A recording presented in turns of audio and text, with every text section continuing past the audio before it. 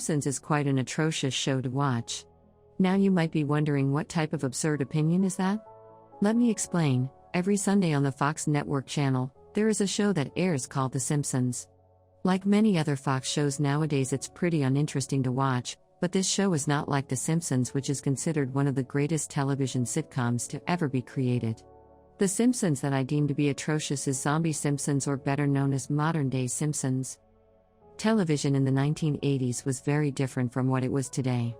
Television in the first half of the 80s was primarily dominated by soap operas such as Dallas and Dynasty, and the second half of the 80s was mostly dominated by family sitcoms such as Different Strokes, Alf, and Family Ties.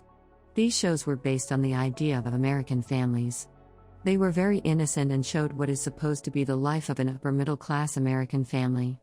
This era of TV is what Matt Groening, the creator of The Simpsons, referred to as the zombification of the American family. It seemed like television was going to be like this for a long time, until the last dying breath of the 80s. On December 17, 1989, the Fox network aired the very first episode of The Simpsons. Unlike the other sitcoms, The Simpsons was dark, satirical, and hilarious. It defied everything television of the 80s was supposed to be. At the time, The Simpsons were seen as an expression of anti-authority because it depicted every American struggle, such as bullying, depression, political corruption, and the struggle of the lower middle class. Nothing was off limits. Because of its constant disregard for modern American values, The Simpsons was regarded by many parental control watchers and massive figures as un-American. I'll tell you something. We are going to keep on trying to strengthen the American family, to make American families a lot more like the Waltons and a lot less like the Simpsons.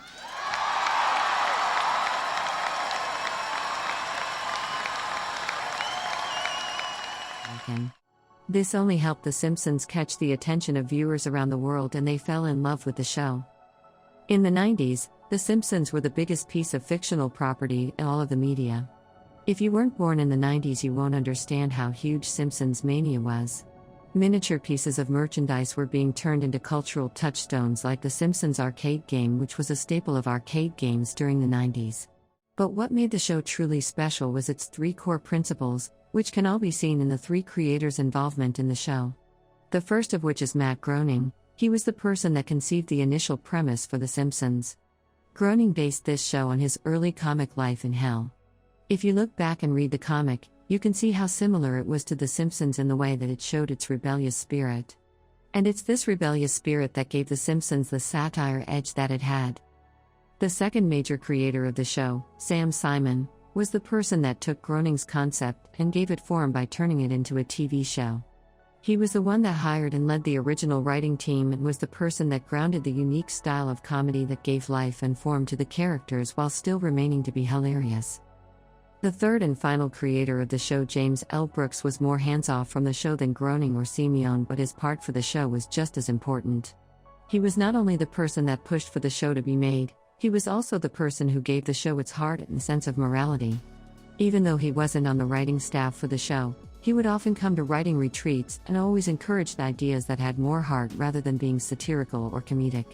He was responsible for creating the episodes that focused more on Lisa or Marge as the protagonist. Rebellious satire, character-grounded comedy, and heart were what truly made The Simpsons the show that they were. These men were the core of what made The Simpsons, and you can still see that today as their names are listed in the intro of every episode. Now, I'm not discrediting the original writing staff that had a huge involvement within the show. Conan O'Brien, John Beatty, John Swartzwelder, David M. Stern were just some of the writers that had a huge involvement within the original show. One thing that becomes clear after watching a lot of interviews with the writers is how much work is put into writing every episode. A team of roughly 12 writers would work multiple 11-hour days on a single episode. It's hard to imagine this because of how smooth and seamlessly the episodes in classic Simpsons flowed, but if you start to break down these jokes, you truly start to see the effort behind writing these jokes. For example, in the episode Bart Sells His Soul, in which Bart sells his soul to his best friend Milhouse for $5, he has a streak of bad luck and a horrible nightmare which causes him to beg Milhouse for his soul back and realize what a horrible mistake he had made, which causes him to wander into the night and try to find Milhouse. Well, Okay. Milhouse's grandmother lives on 257th Street, and I'm on 3rd. No.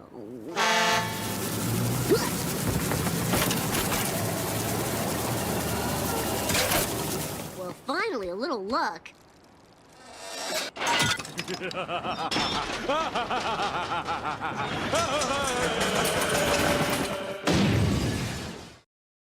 It's a brilliant dark piece of comedy and it's delivered and timed to perfection.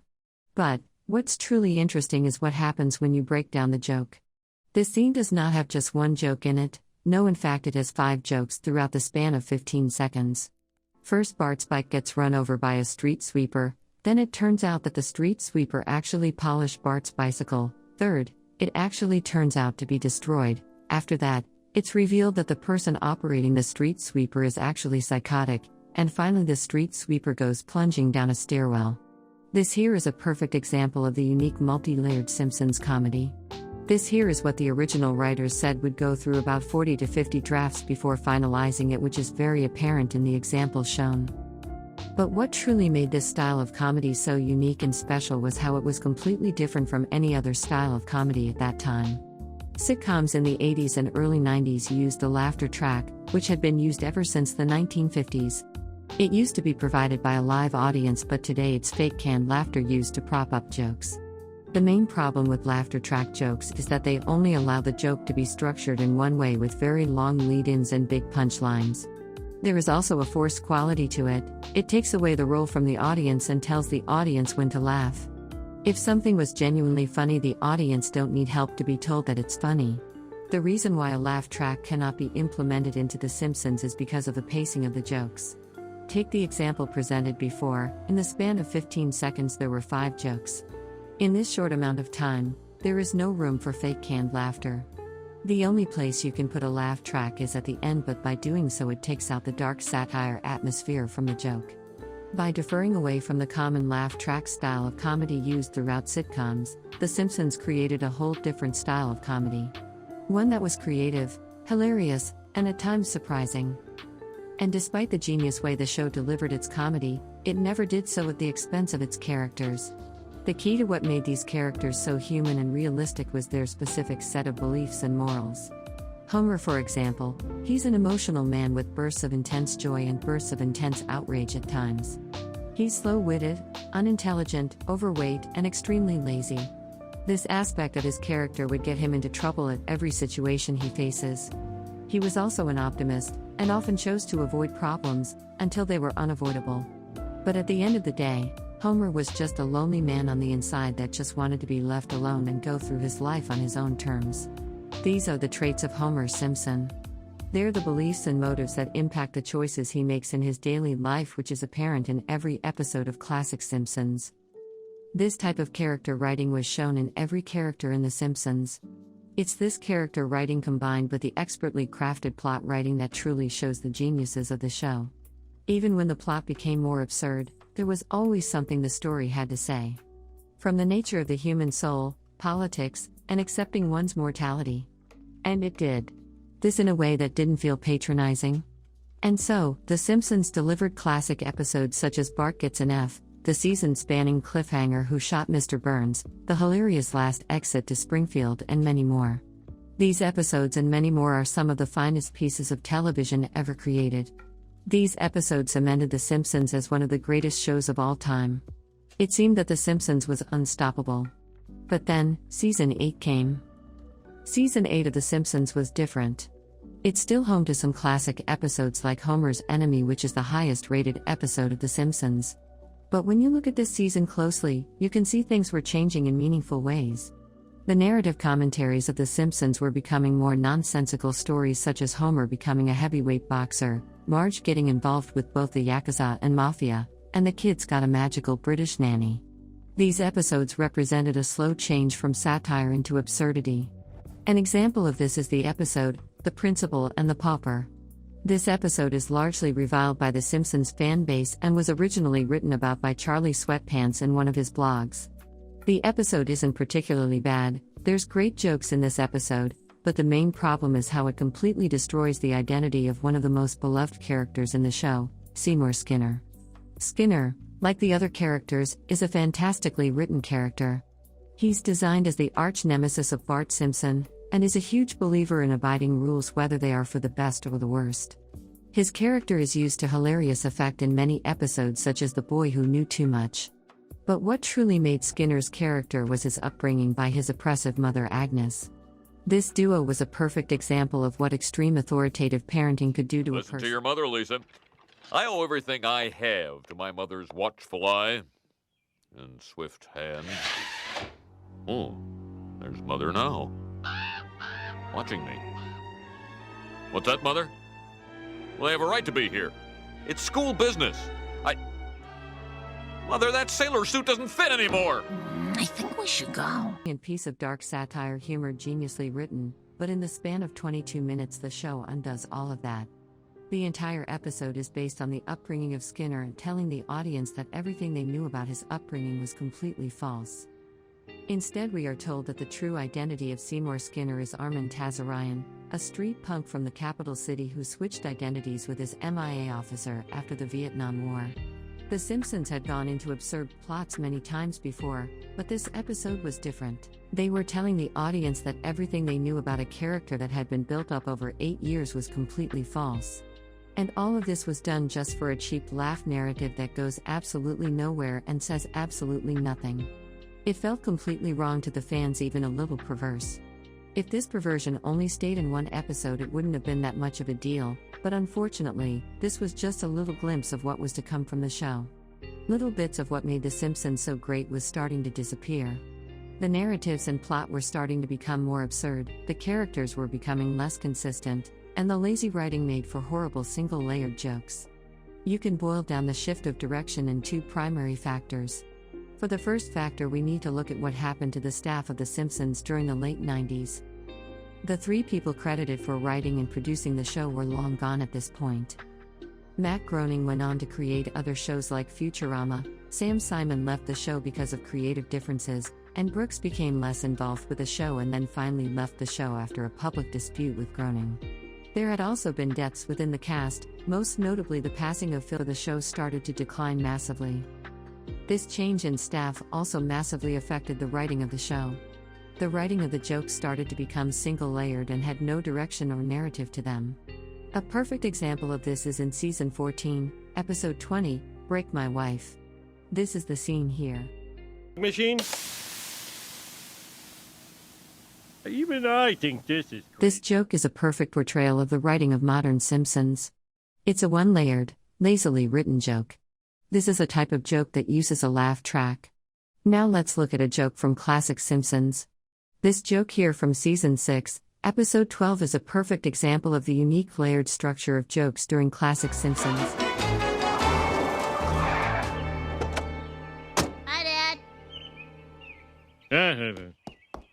It takes an absurd comedic concept and combines it with a universal premise. There is also another problem with classic Homer and modern-day Homer. They are not the same character. One is a slow-witted, downtrodden man from the first 8 seasons, the other is a wacky cartoon dad. He's an indestructible, overconfident sociopath that's willing to go into any new venture for the most nonsensical motives. There is no purpose, motive, or reason behind his actions. Many of his jokes are lame self-referential one-liners of a far weaker show. This change in character is also apparent in every character of the show. Mo the bartender went from being a violent lowlife to a boring lovelorn family friend who occasionally says the wrong things. Lisa went from being a skeptical, isolated individual to becoming someone who religiously follows trends. Every dark satirical edge of The Simpsons was becoming sterilized. Its characters were being turned into simple-minded cartoon characters that Sam Simon had tried to avoid. The second reason for why the show's change is a little less tangible. The Simpsons was born out of the complete disregard for the status quo. It was born out of the hatred for the neutered, zombified version of the American family that sitcoms of the late 80s depicted. This gave The Simpsons its cynical edge that it used to tear through pop culture of that time. But now, The Simpsons is no longer a cruel biting force on pop culture, it is pop culture. The pop culture landscape that the show created to lampoon had been obliterated, and in doing so, The Simpsons lost its ability to truly become satire. Characters that were considered as harsh stereotypes of TV at the time lost all context. And the show itself was being parodied by new shows such as Family Guy and South Park. The Simpsons itself had aged out, and by doing so it needed to transform to stay relevant, and it did it in the worst way possible. And that was, rather than treating the idea of celebrities with disdain, The Simpsons started to glorify the rich and famous. No longer were celebrity appearances a special thing anymore that were used to disdain them, they were being used to serve as the main gag, and this led to some of the worst writing in Simpsons history. The Simpsons was no longer the show that took apart celebrity-centric culture in episodes like Radioactive Man, The B Sharps, and Bart Became Famous. This is no longer a show that attacks and demotes pop culture, this is a one that follows it. The only thing that The Simpsons was now was a parody of itself, and it would stay like this forever. This is what is known as the Zombie Simpsons. To wrap this all up, The Simpsons was a show that emerged in the last breath of the 80s and quickly became a dominant force in 90s television, with a ferociously satirical attack on not only entertainment but society itself.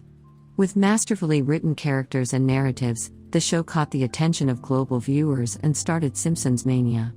When season 8 of The Simpsons hit, there were major staff changes and the show slowly started to eke away at what made the show truly great. Slowly The Simpsons started to fade away with characters that started to vaguely resemble who they had once been. Reaching a limit in season 9 with the episode The Principal and the Pauper. And so the show starts to rely more and more absurd plots and self-referential writing until season 12, where the show, now a decade away from media landscape, had been created as a response to, the show ages out, and as an effort to stay relevant, it transforms its relationship with pop culture, and in doing so, it takes away every piece of dignity the show had. And finally the Zombie Simpsons is born. It's truly sad to see the downfall of The Simpsons today, but even if none of the staff changes had happened and the writing was the same quality as it was in its peak, the show still wouldn't last for over 30 years. The Simpsons was made for the 90s and just wouldn't fit for today's society. We should truly appreciate the first 8 early seasons of The Simpsons that we have and abandon the atrocity that is Zombie Simpsons.